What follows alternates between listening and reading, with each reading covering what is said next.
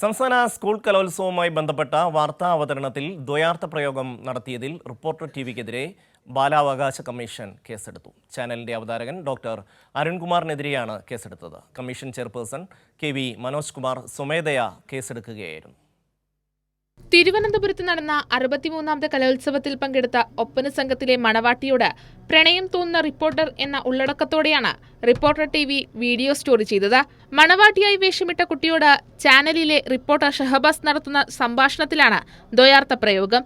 Story സംപ്രേഷണം ചെയ്തതിന് തൊട്ടുപിന്നാലെ അരുൺകുമാർ റിപ്പോർട്ടറോട് വിദ്യാർത്ഥിയെക്കുറിച്ച് ചോദിക്കുകയും കളിയാക്കുകയും ചെയ്യുന്ന സംഭാഷണങ്ങളും റിപ്പോർട്ടർ TV സംപ്രേഷണം ചെയ്തിരുന്നു.